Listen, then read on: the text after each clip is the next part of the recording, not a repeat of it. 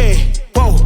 Look, they can never keep me down, I'm going. And if I ever fail, just know I'll go again. I never quit, cause I know that every loss may lead to another win. I'm going up. Hello, everyone. Welcome to the Spot Real Talk. My name is Tiara. I'm Tiffany. And I'm Ron. And today we are back to talk about PowerBook 2 Ghost. This is season 3, episode 3, titled Human Capital. And before we jump into our discussion of this episode, make sure you drop down in that section below here with the subscribe button. Click that subscribe button, and also the like and the notification bell. All of those things help support our channel and, keeps us moving up in numbers. So hook us up. We like family here. Support your family. So without further ado, we can go ahead and jump into this episode because it was crazy. A lot of stuff going on here. A lot of stuff. Yeah, so first of all, the pressure is on in this episode because, Noma's dude is like, look, y'all was supposed to have been cleared out this warehouse, and here it is still halfway full. And he's now issuing threats. So he was like, look, I'm going to go after Diana. I'm going to go after Brayden's parents. I'm going to go after Big Mama. So, he is not playing games. And we have already seen what Noma can do. And we know she don't play. So it's a viable threat. Mm. Yep. Yeah. And so, everybody's trying to figure out what to do now. Effie, she wants to start selling at Stansfield, which I'm like, sis, this is a bad idea. She resumed course perfect. And she's kind of using the old lockers and whatnot. And I'm just like, I really don't think that's a great idea. No, I don't. It's too hot for that. And he said it. Mm-hmm. Which is why I have to say, in as much that I was riding Effie like she was a white horse. Effie, I'm a little worried about you, sweetie. You're looking right as strange to me right You now. called her Effie. I think that's the right way. Yeah, it's very. It's not Effie. It's Effie. You're looking mighty iffy to me right now. So I'm trying to hang on with you now, but I don't know how much farther I can go. It's true though, and I thought it was interesting how Diana called her out though. I was like, oh Lord, please don't tell me they about to be beefing over, Tariq in this situation, because I guess Diana felt left out, of the crew, and the fact that they're holding information back from her. She's always the one that's out of the loop. But I'm kind of like, I thought that's a little bit of what you wanted. You don't want to be in the street side of things. But her and Effie agreed that they was not going to make it a thing. They weren't going to fight about Tariq. It was just going to be like, look, I know where I stand with you, basically. Right. Well, Effie played her. Effie played her. She was like, oh, you shouldn't talk to him, and he hurt me, this, that, and the other. But now you booed up, you transferred to school and everything, and got Diane now look like, why? Yeah. I would be side-eyeing her too. Yeah. And so, yeah, it was crazy how that went down. And so on the flip side of that, Kane is putting the pressure on Lorenzo, and Kane bossed up. Like when I tell you, he is on Lorenzo's neck. Oh, yeah. He is sunning Lorenzo. He got some Lorenzo sitting there like, okay, but y'all know something that ain't gonna last too long. Right. Lorenzo is not cut like that. It's not gonna last that long. And particularly when he that part after the other crew the gang left. I forget who they were. Were they Frank's kids? Castillo's? Yeah, when they left, and then he was like, what you said about the family was extra. And he said, go and take this extra bag and go sell more drugs. And it was that look. It was that look that Lorenzo had, and that laughter. I've seen that laughter before. It ain't a good one. Right. So, that you playing with, and then at the beginning you have him beaten up a bit. Okay. I didn't get that. I got it because it was some payback from when Lorenzo got Kane beat up in the jail. I guess so. Okay. Yeah, that's true. He sure did have. He was doing a little tit for tat. Yeah. Okay. I forgot that. So you're right. So okay. So we can squash. That's why I was like, Kane is real petty. He's definitely. No, but that's the thing. He's really petty. you know, He is petty and angry at the same time. It's just a recipe. You know, I don't know. In some respects, though, I like what he's doing. Mm-hmm. In some respects, I like what he's doing, but he just has to manage that anger management thing. He really needs to take a class in that or something. He's very reckless and impulsive. And he was like, you know, let's go and kill Frank's kids. And Drew was like, wait a minute. They like our cousins. They like family to us. Right. And he was like, let's just take out they connect instead. You know, do something a little less crazy. Which is why Lorenzo chose Drew, because Drew is a thinker. Like he looks at Kane as being the enforcer, but not the thinker and not the head and stuff. And that's why Kane is so resentful of Lorenzo, because he's like, I'm oldest and you picking my little brother over me, but this is why. Yeah. Except Drew's gonna figure this out sooner or later, because he's right there on the tip of figuring out. He was looking at the crazy. He and Diana was looking like, what? And like, we're not listening. We listening to you and not Poppy. Right. But Drew has been a little distracted himself with all his little grinder. Oh my gosh, Drew. So and that's why it's difficult for Drew to be the boss. Right. Because, like I said, Drew is love struck. Yep. And everything. Anything, and Drew can get beat up too. Like Drew got a good mind and stuff. He's a lover, not a fighter. Right. Right. I question his loving abilities after that scene that he had with Brother. You know, I mean, Brother Man, he cold-blooded too. Just it's cold-blooded stuff, man. I mean, he hurt him. Everett then left him. He is. Everett broke his heart. But you know, the thing with Lorenzo, I think you're absolutely right, because the fact that Lorenzo is asking Diana to sell out of her candy store job on campus, I'm like, big mistake. He's definitely desperate if he's asking her to sell. Yeah. And not only that, I mean, that's your baby girl, and that's something that you really want her to do. And knowing that that's not her flavor. She's not cut out like that. But she's definitely smart and has the know-how, but he doesn't want to put her at risk at the same time. And he said that last season. Like before, when she wanted to go to school, that was the argument he made to Monet. He was like, Diana's different. She's built different. We should let her go to school and do something else. And so for him to backpedal and then have her do that, you know that he had to have been desperate for that. Right. Yeah. But she's got Effie.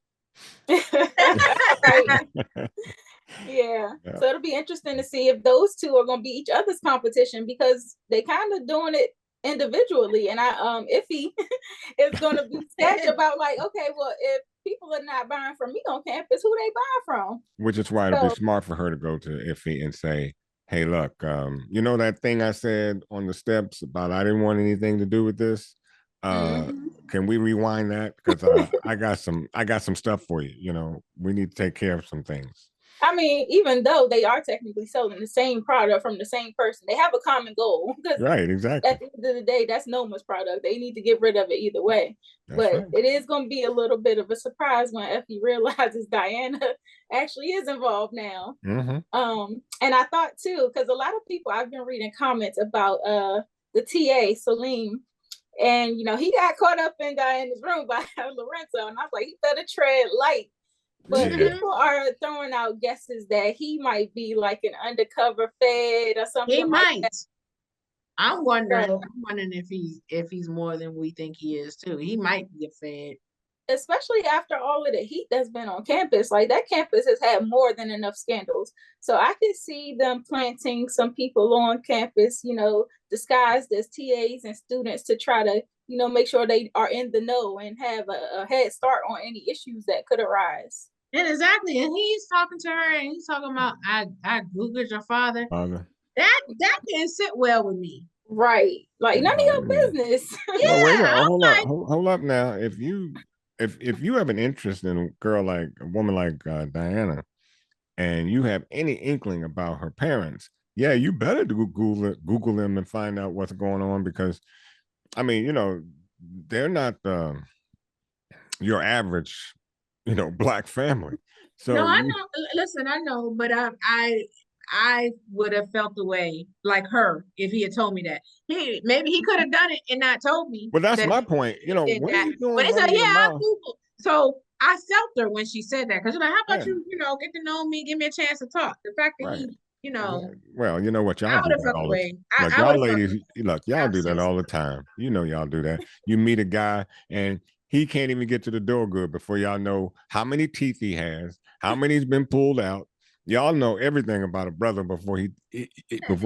Come on now. It's just that he turned the tide. But And Diana is a little more sheltered in terms of dealing with the opposite sex because of how stringent Monet and them have been on her. Like she could barely even get out the house without them saying something. So it's like I don't think she's a little naive when it comes to dating and being around men of Tariq like that was her first. Right. Yeah. So that's the only thing that I think she might be a little green in that aspect where she might not be able to see it right off the jump. But talking about how the Uncle Frank's kids came into the picture, they were accusing Kane of actually taking out their connect, which they were right, and they are suspicious now. But Braden really foiled the plan because he was tasked by Kane to go and kill the Russian plug. And Braden froze up when it came time to do it. Now, this is Braden's second time freezing up. And I'm like, he's the main one that's so rah, rah, rah, like, let's sell drugs, let's be in this life. But when it comes down to it, he ain't really felt this life. Well, No, but I look at it. I'm sorry, but no, I look at it like skill sets. Everybody has a skill set. Tariq said that. And yeah, and that's exactly right. That's not a skill set. And that's where I fault Kane in terms of management style, because you're putting not only Braden at risk, but you're putting the whole operation at risk, asking Braden to do something that's not in his wheelhouse. He is not a killer. You can't make him. There's a reason why he's doing it. I know why he's doing it. No, I know why he's doing it. But if I were Kane, you got to look at the fact that killing somebody is not like writing a memo. So listen, he doesn't believe that Braden's a killer. I think he knows that Braden didn't really kill Lauren. I mean, not that he doesn't know that Lauren is alive and stuff. I'm sure he thinks Lauren is dead, but I don't think he keeps saying, well, you killed your boy's girl, right? So I agree. I agree with you with that. Questioning. He keeps but the problem with putting him to task is that at one point he may pull the trigger. And if he does and doesn't know how to, doesn't know what to do afterwards, because we see he freezes up at every occasion. If he ever gets the chance to pull the trigger, what then? Does he stand there like a fool and draw attention to himself? My point is that's not in his skill set. Don't push him, because that makes him just as blood guilty as the rest of them.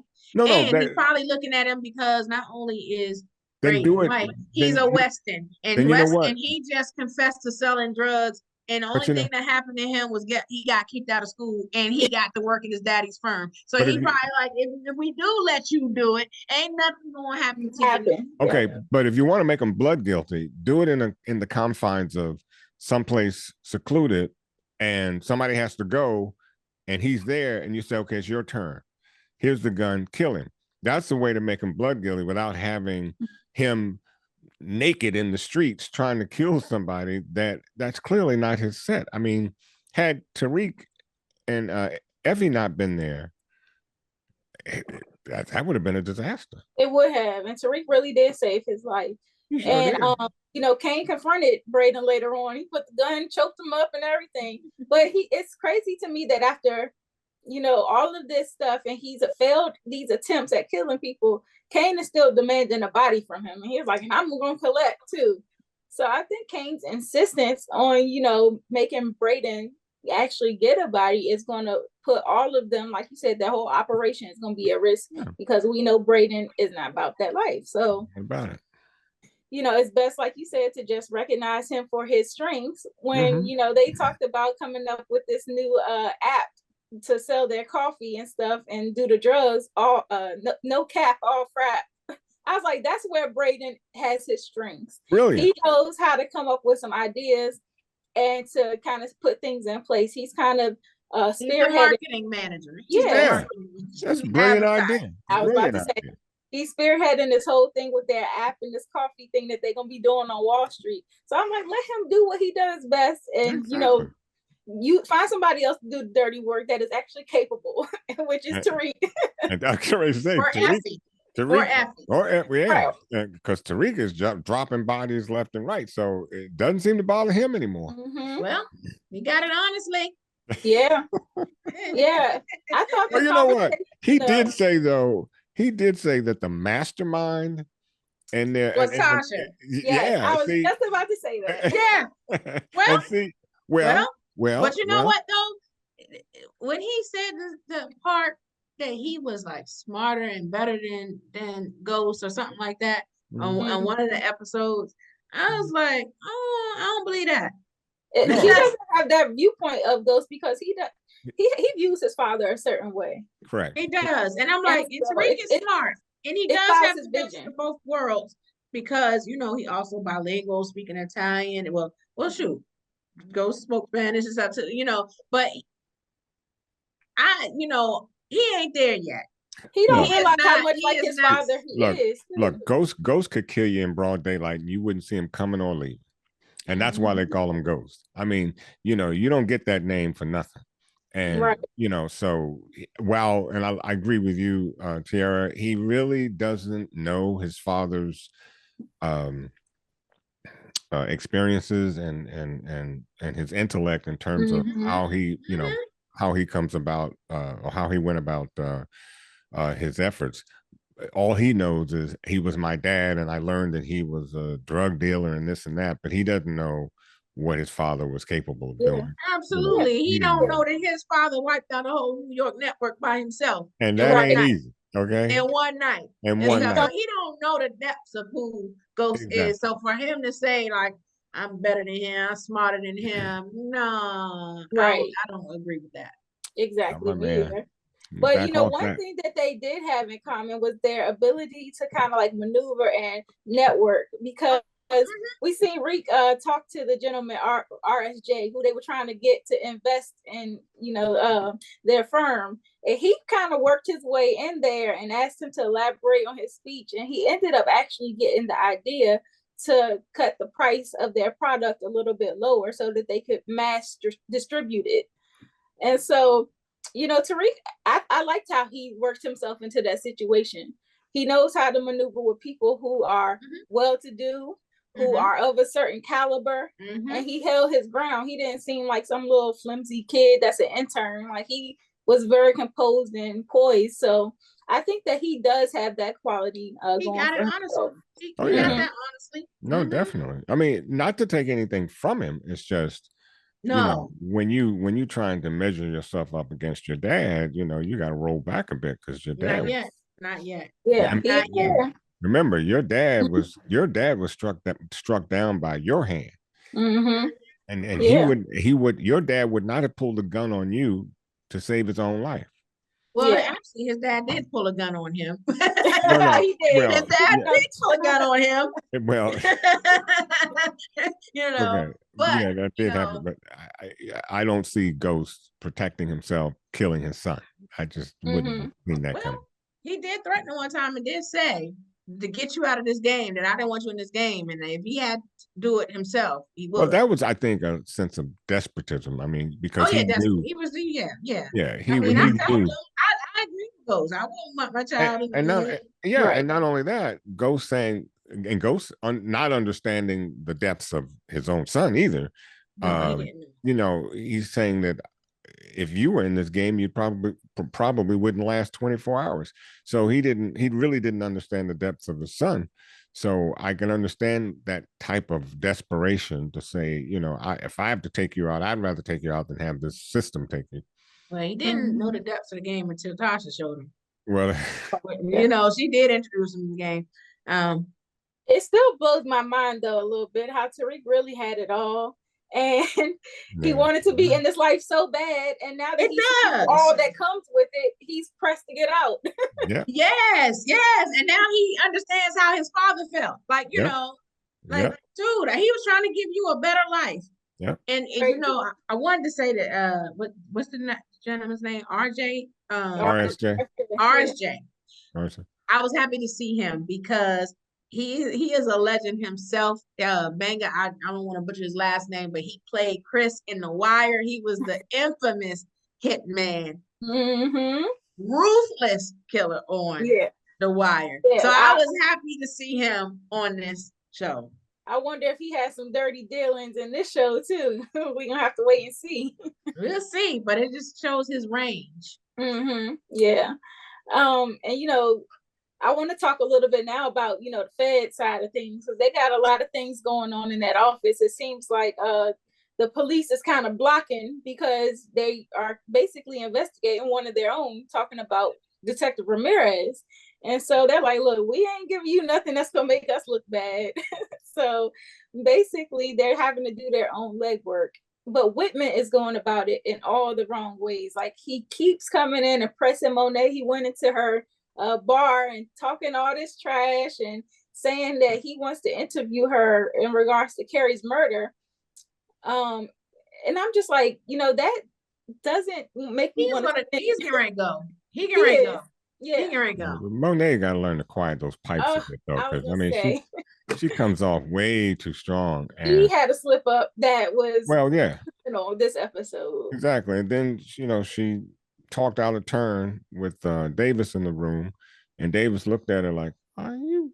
Because she let it slip that she thinks that the Guaps was responsible for Zeke's death. Right. In fact, I think that's what she said. Yeah, she's handing out leads, and I think that eventually, you know, Whitman is going to track down some of the GTG crew, and it's going to come out that old boy that Lorenzo tried to hire is now dead, and you know, it's going to come out that Lorenzo actually killed Zeke. So she's going to kill Lorenzo. I believe you too. Yep, she's going to kill Lorenzo. But I think so. Now, you all answer me this. I think Davis made a big mistake letting Saxe know what happened that night with him and his brother. I don't. Brother, I was like, what happened to Redman? Yeah. I was like, Redman he got some other work, because that's the same thing. I was like, oh, we've been recast. They swapped him on house. I was like, okay.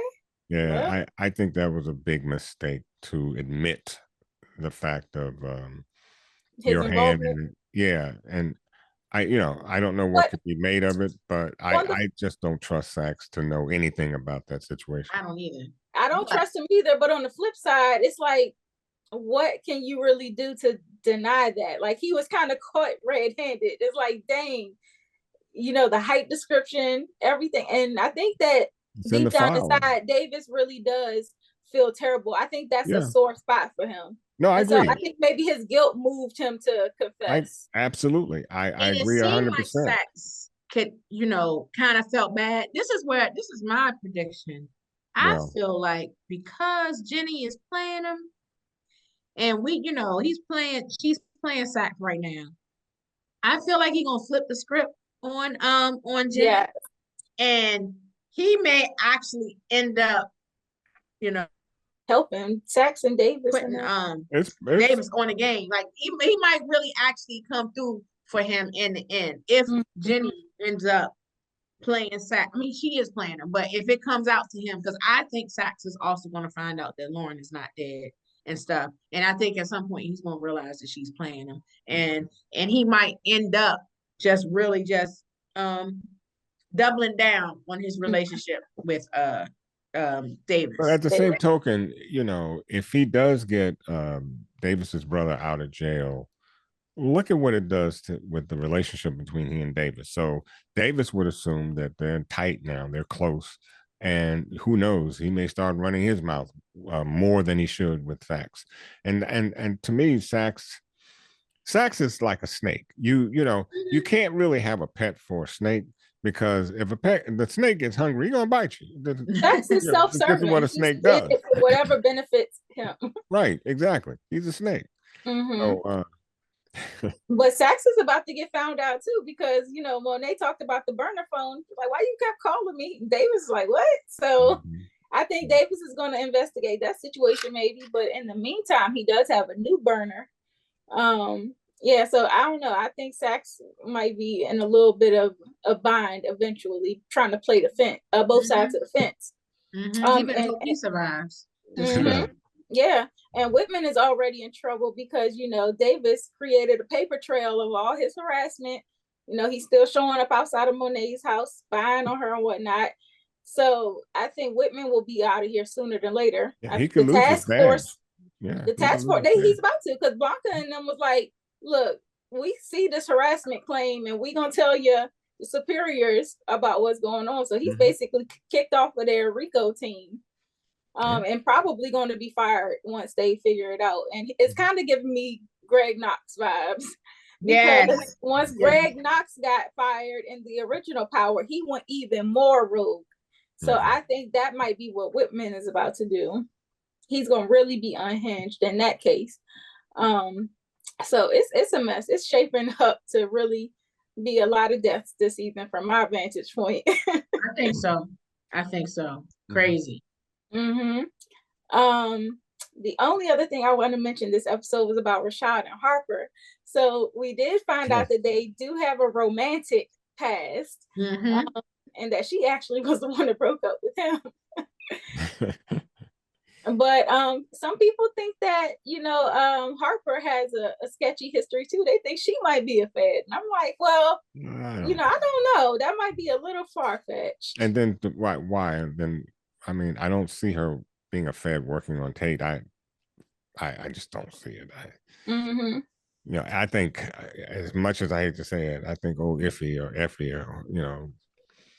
I still, there's still something that's just kind of.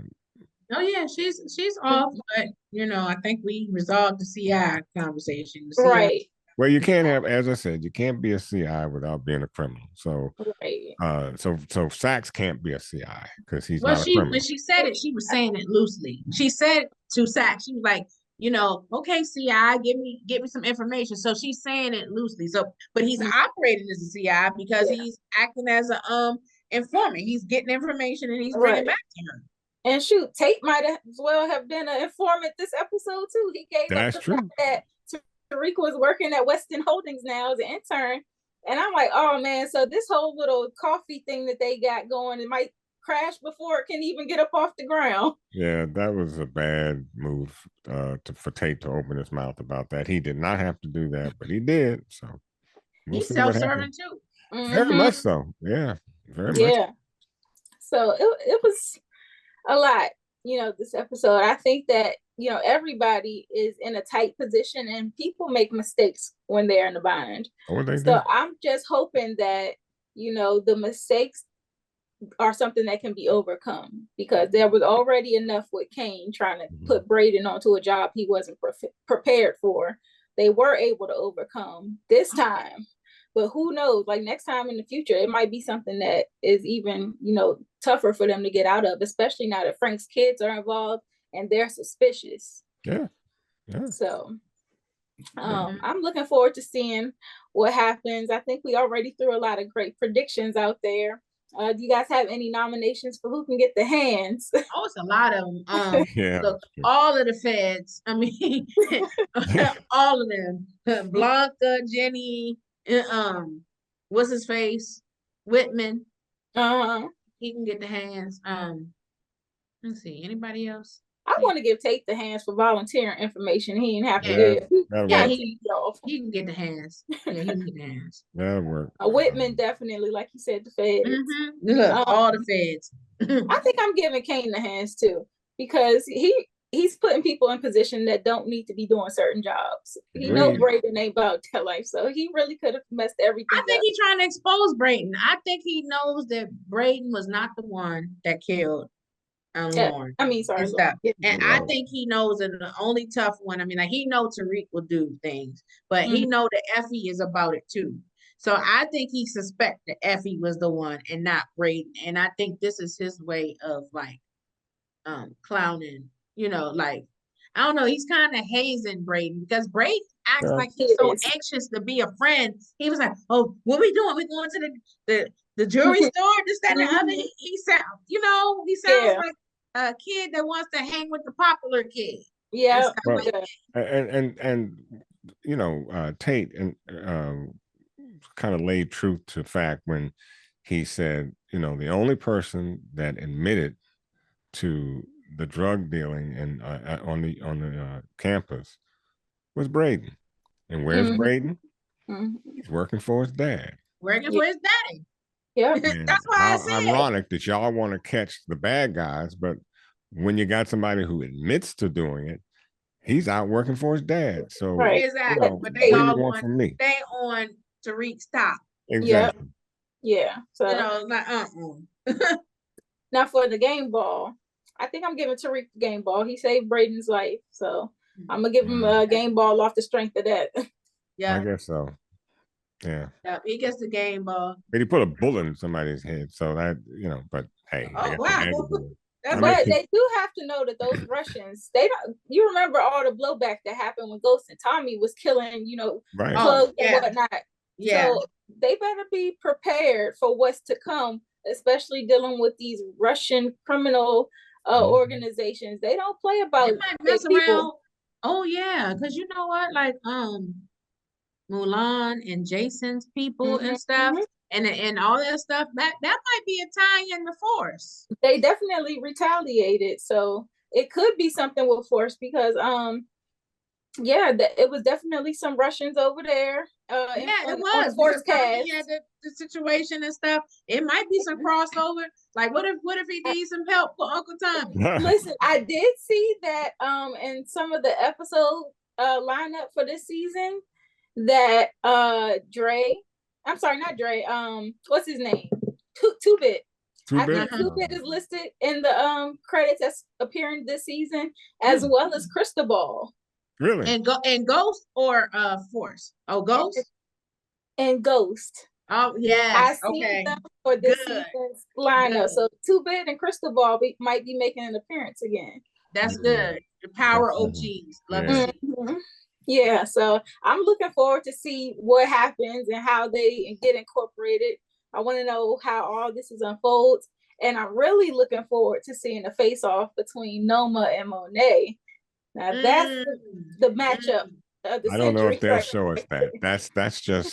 That's too rich to show us right now, because But then I don't know. You know what? If it happens, my bet's on Noma. Listen, something that I've been thinking about when I saw the trailer for the season, there's a scene where Davis is saying to Tariq, "She gotta go, Tariq," and I'm like, who is he talking about? He talking about Lauren? Because I feel like Lauren is gonna come out of hiding, and I think she's gonna let Tariq know what happened. And then Tariq is gonna be up and stuff with Tariq, Effie, and Brayden. It's gonna be a problem. Okay, well, this was a really good episode. I enjoyed our discussion today. To all the viewers out there, thank you for watching. Please drop down in the comment section and give us your thoughts about this episode, as well as predictions for the remainder of the season or the upcoming episodes. Also, follow us on our social media. We are at The Spot Real Talk on Twitter, Instagram, Facebook, and TikTok. So follow us there as well. Subscribe to our channel. Click that like button, the notification bell, like I said. And also check out our interview tab. We have a lot of great interviews, most recently with Christine Horn, who has been in both Snowfall and BMF this season. So her interview was really awesome. If you watch those shows, go check those out right now. You guys have any closing remarks before we head out? I'm good. I was just gonna say last season, we interviewed Sax, Shane Johnson. So that interview is in our playlist as well. Yep. So check it out and make sure you are back here next week, same time, same place, as we discuss the next episode of PowerBook 2 Ghost. So in the meantime, check out those interviews, and then we'll see you next time. All right, bye-bye. Bye. Running, you are all I needed back then, now I'm buzzing. Yeah, she said I done changed, I said you just stay the same. Swear she used to have a plan, but now she doesn't. Them excuses got me jaded. I see that you never grew from cracks off in the pavement. All them likes on Instagram don't really mean you made it. She said I done changed, I said you just stay the same. Baby, you want it in place, yeah. was hoping you send a text.